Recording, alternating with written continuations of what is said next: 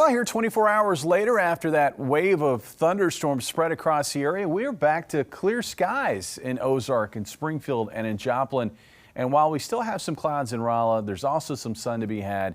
And it looks like we will find skies clearing out there as well overnight tonight. Now, rainfall was pretty generous with this system. Many locations picking up between 1 and 3 inches of rainfall. Just looking at some of the reported rainfall, Ozarks reporting close to 4 inches. In Springfield, there were reports of over 3 inches. At my house on the south side, about 2.5 inches in my rain gauge. Marshfield reporting over 3 inches. Clever reporting over 3 inches. Hartfield reporting almost 3 inches. Here's a look at the last 24 hours. Of course, we had some rain before then, but the last 24 hours, you can see there were certainly some pockets that had in excess of 2 or 3 inches of rainfall. Clinton reporting over 2. Bentonville reporting over 1 inch, and in Mountain Home over 1 inch reported there. Nothing to report on radar right now, though. We're back to quiet conditions. Thunderstorms, though, still generating severe weather off to our east. We've got tornado-warned storms. We've had confirmed tornadoes again today out of some of that thunderstorm activity. That's all ahead of the cold front that swept through our area here over the last 12 hours. If you've been outside today, you probably noticed the difference in the feel of the air. We've knocked out the humidity. The mugginess has been moved out.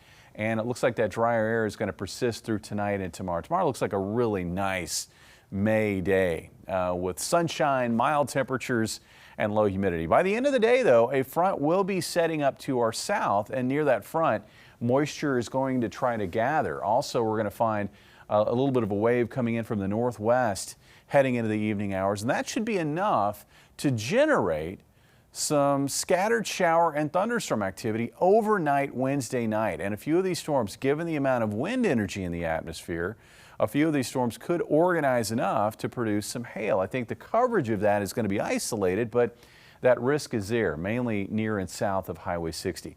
No risk of storms overnight tonight. A quiet night. Tomorrow we'll find clear skies throughout the morning hours, but then during the afternoon, I think clouds will try to increase at least north of Highway 60 going into the overnight.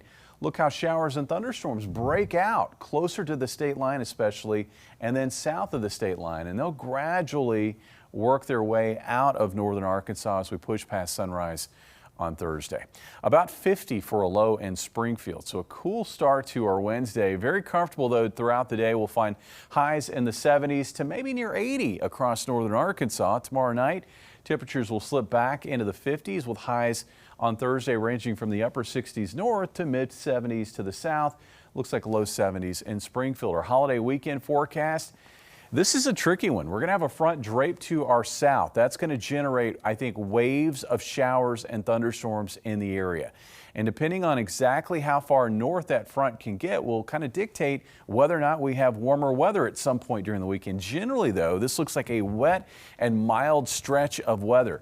And with the waves of showers and thunderstorms, there's going to be a risk of flooding because it looks like with each one of those waves, we could see heavy rainfall. And I think when all is said and done, much of the area could see over 2 inches of rainfall this holiday weekend, with some spots possibly seeing more than 5 inches. That is incredible. And we already got that downpour last night. So this is just on top. We've certainly had stormy, wet weather this spring, and I think we're going to find another wave of it as we kick off the summer season.